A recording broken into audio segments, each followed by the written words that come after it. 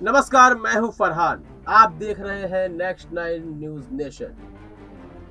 RSS उसका समाचार पत्र है द ऑर्गेनाइजर। आरएसएस ने जो बातें इस वक्त कही भारतीय जनता पार्टी के बचाव में, कहीं ना कहीं खुद वह भारतीय जनता पार्टी के गले की हड्डी बन गई वह बातें। जब अग्निपथ और अग्निवीर को लेकर हिंसा शुरू हुई तो यह सब हिंसा सबसे ज्यादा बिहार में हुई। बिहार में आगजनी और तोड़फोड़ इतनी हुई कि अरबों की संपत्तियों को फूंक दिया गया, इतना ज्यादा नुकसान हुआ। उसके बाद द ऑर्गेनाइजर, जो कि आरएसएस का मुखपत्र है, समाचार पत्र है, वह यह लिखता है कि नीतीश की सरकार पिछले कई सालों से, केवल यही वाला कार्यकाल नहीं, अन्य कार्यकालों में भी स्वास्थ्य, शिक्षा, रोजगार और लॉ एंड ऑर्डर, इनको लेकर फेल रही है। यह कहा आरएसएस के मुखपत्र ने, इन सब चीजों पर फेल रही है। जनता को वहां जरा सा भी सुख प्राप्त नहीं हुआ। यह कहा। यह क्यों कहा? क्योंकि जब हिंसा इतनी बढ़ गई और भाजपा शासित प्रदेश ही कहेंगे हमारे बिहार को, वहां पर गठबंधन सरकार है और यह कहा जा रहा था कि डबल इंजन की सरकार है। जब वहां पर यह हिंसाएं नहीं रुकी तो इससे भारतीय जनता पार्टी को अलग करने के लिए आरएसएस ने पूरा ठीकरा नीतीश कुमार पर फोड़ दिया।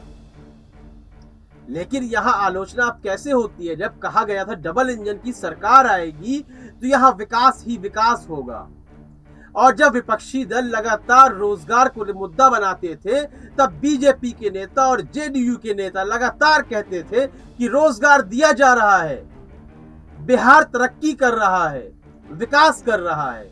लेकिन आज वही आरएसएस कहता है कि बिहार में तो कई कार्यकालों से कोई विकास हुआ ही नहीं है, वहां की कानून व्यवस्था चौपट है, रोजगार वहां पर चौपट है। आज यहां दोगले मापदंड दिख रहे हैं आरएसएस के और बीजेपी के। इन बातों पर नीतीश कुमार चुप नहीं हुए, उनकी सेना चुप नहीं हुई। उन्होंने भी बीजेपी और आरएसएस पे लगातार प्रहार करना शुरू कर दिए, लगातार वार करना शुरू कर दिए। तो जब यह जंग छिड़ गई, आपसी जंग जिसको बोलते हैं, यह गृह युद्ध हो गया दोनों पार्टियों में। इस गृह युद्ध में बीजेपी के नेता है संजय पासवान। अब उन्हें लगा कि ये तो आपसी कलह शुरू हो गई, पार्टी टूट जाएगी बिहार में, तो उन्होंने कहा कि सुशील मोदी के साथ बैठिए, डिप्टी सीएम के साथ बैठिए और बातचीत से यह मुद्दा सुलझाया जा सकता है। आखिर बातचीत से यह मुद्दा कैसे सुलझाया जाएगा?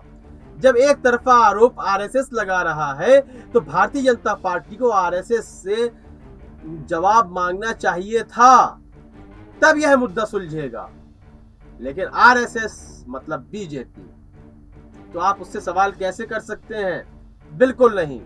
तो अब कहीं ना कहीं बिहार में जेडीयू और बीजेपी का गठबंधन लगभग टूट चुका है। आने वाले चुनावों में शायद ही यह एक साथ चुनाव लड़ते हुए नजर आए। इस संबंध में आपकी क्या राय है, आपके क्या विचार है? अपनी राय देना बिल्कुल भी ना भूलें। कार्यक्रम को लाइक करें, ज्यादा से ज्यादा शेयर करें और चैनल को सब्सक्राइब अवश्य कर दें। तब तक के लिए इजाजत दीजिए, धन्यवाद।